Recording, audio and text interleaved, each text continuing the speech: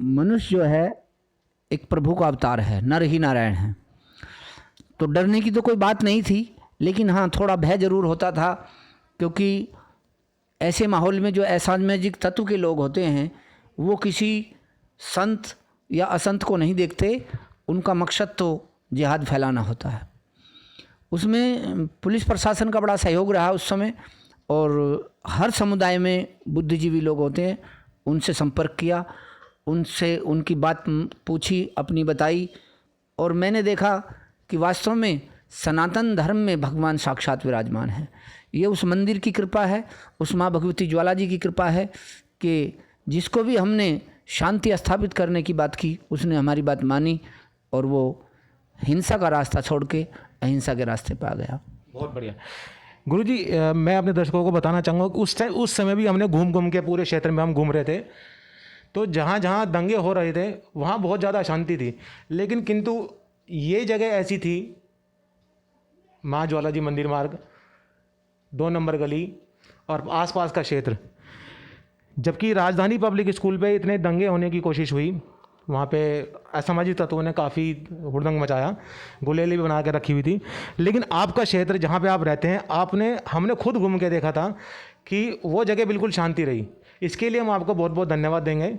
उसके लिए आपने जो समाज में जो चेतना जगाई, उस चेतना की वजह से आज लोग एकत्रित हैं, दोनों समुदाय आपस में नहीं भिड़े। इसका सारा श्रेय आपको जाता है, उसके लिए आपको बहुत बहुत धन्यवाद। गुरुजी मैं एक चीज़ और पूछना चाहता हूँ, आपके पास ना धन है, ना धन की व्यवस्था है, ना ही मंदिर में धन आता है, और ना ही आप किसी से मांगते हैं, तो फिर आप इतने बड़े बड़े सामाजिक कार्य किस तरीके से कर लेते हैं? थोड़ा सा आप हमें उसके बारे में बताइए।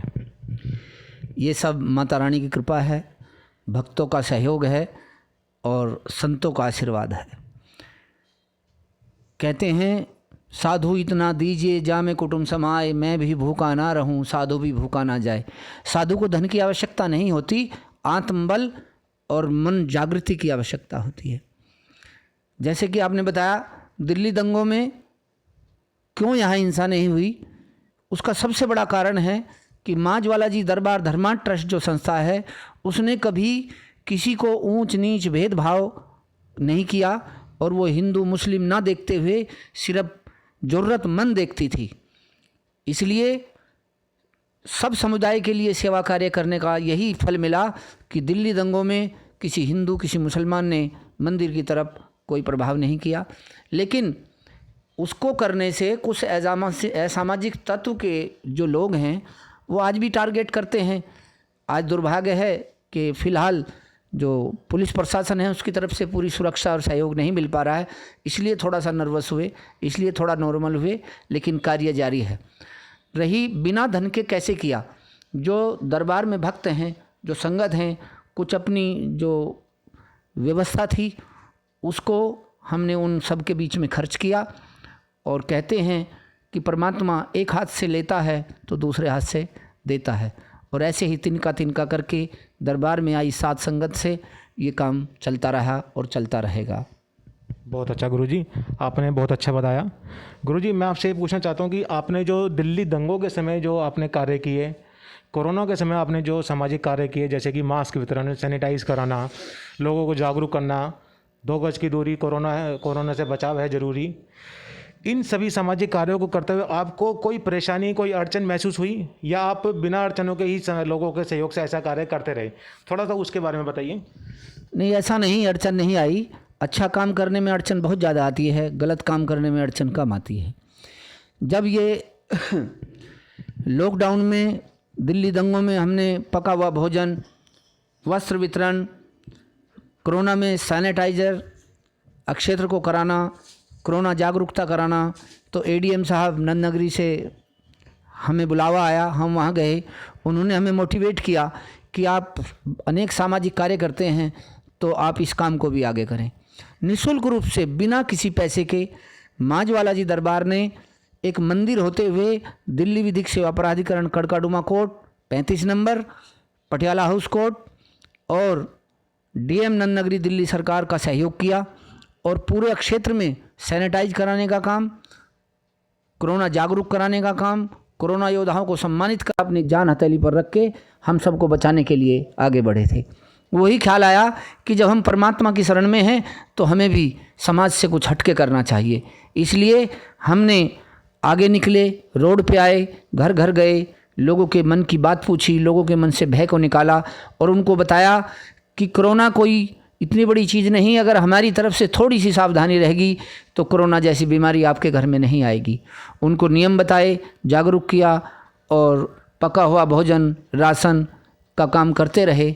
अड़चन इतनी आई, इस काम को करने में जो असामाजिक तत्व के लोग थे वो कभी हमला कर देते थे, कभी किसी प्रकार का कोई षड्यंत्र रच देते थे, जिसकी सूचना हमने दिल्ली सरकार, गृह मंत्री और प्रधानमंत्री मोदी जी को लिखित रूप में हम 2010 से देते आ रहे हैं, बल्कि पहले भी दी कि यहाँ इस प्रकार का माहौल ख़राब हो सकता है, लेकिन प्रशासन ने शायद उस बात को हल्के में लिया, जिसके कारण दिल्ली दंगे हुए। करावल नगर दयालपुर थाना प्रभारी से हम बराबर गुहार कर रहे हैं, लेकिन हो सकता है उनकी कोई मजबूरी हो हमारे यहाँ सुरक्षा देने में, लेकिन देर है अंधेर नहीं, आज नहीं कल उनको भी ज्ञान होगा, उनको भी सद्बुद्धि आएगी और उन्हें वास्तव में जब वास्तविकता का ज्ञान होगा तो वो मुझे लगता है इस कार्य में हमारा सहयोग करेंगे।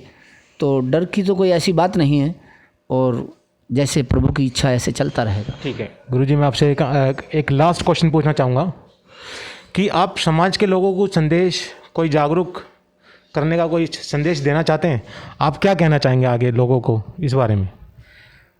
पूरा देश मेरा घर है, पूरे देश के प्राणी मेरे परिवार के सदस्य। ऐसी भावना हर व्यक्ति को रखनी चाहिए। जो व्यक्ति ऐसी भावना रखेंगे तो वो किसी को भूखा नहीं रहने देंगे, किसी को सर्दी में मरने नहीं देंगे, चाहे वो अपने तन के वस्त्र उतार कर क्यों न देने पड़े। वो किसी पर अत्याचार नहीं करेंगे, किसी को ठगेंगे नहीं, किसी को टॉर्चर नहीं करेंगे।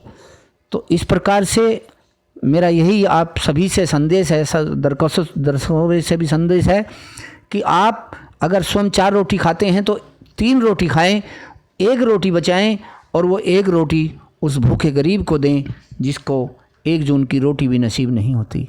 आप 500 रुपये का वस्त्र पहनते हैं तो 400 का पहने, 100 रुपये बचाएं और 100 रुपये का एक कंबल छोटी कुछ भी खरीद के उस गरीब को दें जो इस भरी ठंड में निर्वस्त्र घूमता है।